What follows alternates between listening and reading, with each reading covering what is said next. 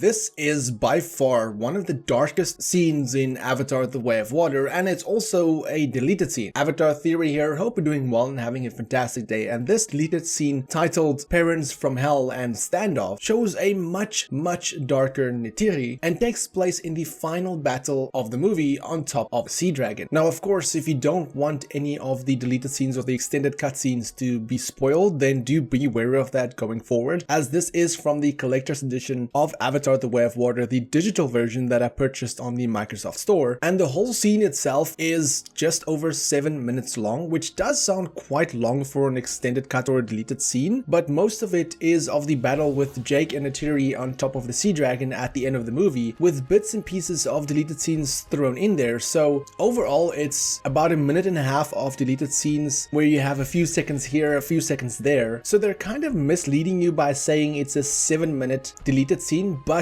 I guess understand where the extended cut comes from, because it is an extended cut of 7 minutes. So normally this scene would have been roughly 5.5 minutes long, but with the deleted scenes, this whole scene is about 7.5 minutes long. Now, as I said, it is probably one of the darkest scenes in Avatar: The Way of Water and shows a very dark Neytiri. They even state before the deleted scene starts with text stating, quote, "We toned the violence and intensity from this extended cut because we felt the film needed a better balance between the beauty and the uplifting moments and the darkness," end quote. So when I saw this, I was immediately thinking, okay, what kind of violence were they talking about? And it is quite a violent scene. Now, as I said, it is part of the final battle, and the scene starts where Jake throws the grenade into the missiles of the crashed Samson on top of the Sea Dragon, where he shouts to Spider to get down, and then it explodes, which eventually causes the Sea Dragon to flip over. All of that, of course, made it into the theatrical cut of the film, but then sprinkled in between, like I said, you have a few cuts where you can see some of the RDA soldiers fighting for their lives, trying to avoid the fire and the debris of the explosion. And then of course you have the scene where the recoms and the RDA is running on top of the Sea Dragon. Still, all of this made it into the theatrical cut. And then you have that epic scene where Jake jumps out of the smoke, stabbing an RDA soldier, and after killing a recom, he grabs the rifle. And then you see Neytiri coming in from the Ikran with her bow and arrow. Again, all of this is still part of the theatrical cut. But then you have a quick scene of Jake running, killing an RDA soldier, which was not part of the theatrical cut, and also grabbing a soldier, an RDA soldier, tossing him over the railing as you hear him falling quite violently next to Quaritch on the floor. You then see the RDA soldiers shooting at Neytiri, where she goes for cover, and then you see a shot of Neytiri shooting an RDA soldier from the back with the arrow going right through his chest. And then you see Jake knocking out one of the recoms, taking their rifle, shooting at some of the RDA soldiers. And again, like I said, sprinkled in between is like a couple of seconds of deleted scenes here, an extended fight there, maybe 1 or 2 seconds of an RDA soldier shooting at Jake and Neytiri, but it's all sprinkled in between. Then it jumps to the shot where Quaritch shoots at Jake and Neytiri with Kiri and Tuk in the background all tied up. Still all very similar to the theatrical cut. Then as Neytiri is taking out an arrow from one of the RDA soldiers, you see Wainfleet in the background pointing a gun at Neytiri, but unfortunately he was out of ammo, so he reloads his rifle, and you can see his face is all bloodied up from the battle. And as Neytiri is struggling to take out the arrow, Wainfleet is reloading, adding more tension to the scene. But of course, as she's about to shoot, you see Jake coming in with the axe, where she eventually uses the arrow to take out an RDA soldier, which reveals to Quaritch that Neytiri is on the Sea Dragon. Of course, we see Jake tossing Wainfleet off of the Sea Dragon, and then Quaritch turns around hissing at Tuk and Kiri. Here it's still similar to the theatrical cut. And then of course we see the scene of Neytiri jumping down, killing the 3 RDA soldiers, but here is where things take the biggest difference. Here is where we see the dark side, or a dark side, of Neytiri, because you have to remember, she just lost Netem, she just lost her firstborn, so she is quite in a rage at the moment. And we know the one guy, she breaks his neck, we see that from the theatrical cut, but when she jumps on top of the other guy, she stabs him repeatedly, and I'm talking about like repeatedly, over and over and over, where Spider then jumps down seeing that, and as the other guy is about to grab the gun, defending himself, Neytiri jumps onto him, and he actually tells her, no, please no, he's actually pleading for his life. But of course Neytiri doesn't stop, and she just keeps stabbing him over and over and over. Like I said, this is a very violent scene and very different Neytiri, but she is of course in a total rage at this moment. It is then when she grabs her bow, when she realizes that it actually broke during her anger, during her rage, and obviously Spider would be terrified for his life. I mean, this makes so much more sense why he's so scared, why he's so terrified. Because when I saw the movie, of course, I thought to myself, you know, he was scared because Neytiri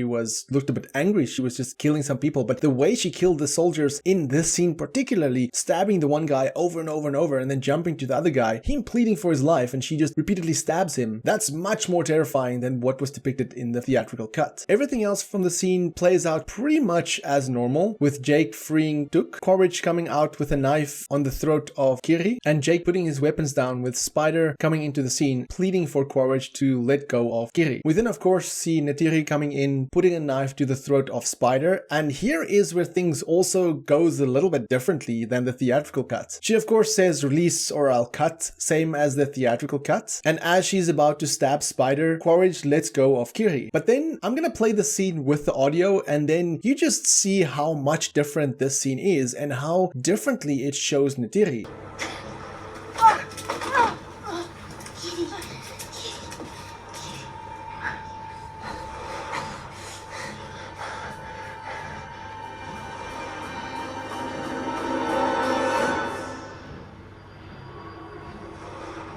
Baby, what are you doing? You really gonna kill a kid, Mr. Sully? Mom, enough. Enough. Stop! Baby, let him go. Son for son. You're a warrior. You fight with me, not with a boy. Baby, listen to me. You don't want to do this. Okay, you don't want to do this. No. Let him go, okay? Come on. Just give me the knife. Just give it to me. Please. There you go.